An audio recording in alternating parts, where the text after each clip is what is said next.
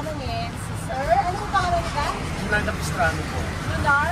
Kayo po yung may-ari ng Sugar Island. Okay. Ito pong Sugar Island, kayo po yung may gawa ng mga Ricardo na yan?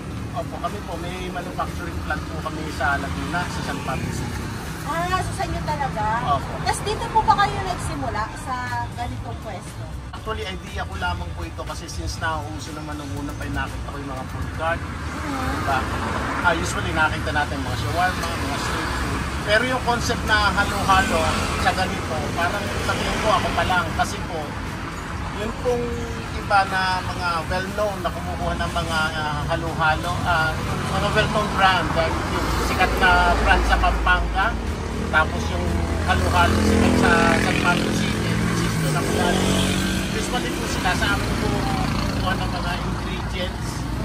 So, nung ako po ito mila sa ibang bansa for about like 8 years, eh nagkaroon po ako ng idea na why not subukan ko rin. Tapos po silang ako mabasa na why not na ako magsubok din.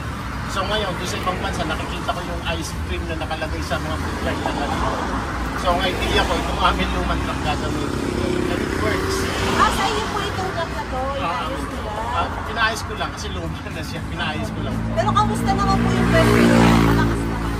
Tama po din kasi hindi naman pare-pareho. Minsan, meron pong malakas na panahon. Minsan, pumipila sila, lalo na kung bago kami nag-start. Siguro mga 4 days namin, bigla kaming nag-boom since na nag-start kami. And then, tuloy-tuloy na po siya. Everyday, meron naman po pumunta rito. Minsan, dinadayo po kami ng mga ibang bayan dito sa ating Nanay.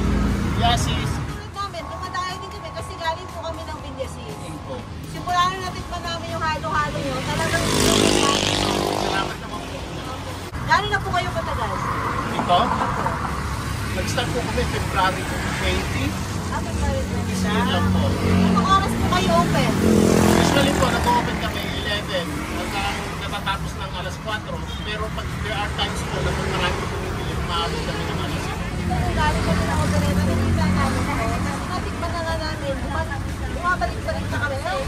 Sobrang siksik niya, ang dami-dami yung laman. Ay, salamat po. Okay. Sa panahon ngayon na sobrang init, at naghanap kayo ng sobrang daming ingredients na halo-halo, na kahit tumayo kayo ay sobrang sulit, dito na yun, sa Sugar Island. Ito na yung halo-halo nila, oh. Grabe. Sobrang puno. Oh. 110 lang to. Ang dami-dami ng laman. So alam niyo kung ano yung gusto ko sa halo-halo nyo, yung makapuno. Kasi ang lalaki, yung makapuno balls. So kayo po yung gumagawa ng makapuno balls. Kami po, at saka sa amin sa San Pablo City. Hindi ko muna munga ang nyog ng 10 ay lahat ay makapuno.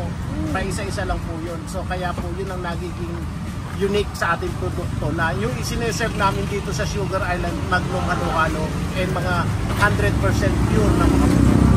Kaya po yun ang aming pinagpapalaki. Dati po nagsusupply lang kayo, pero ngayon, yun nga, naisip nyo na magawa ng sariling halo-halo.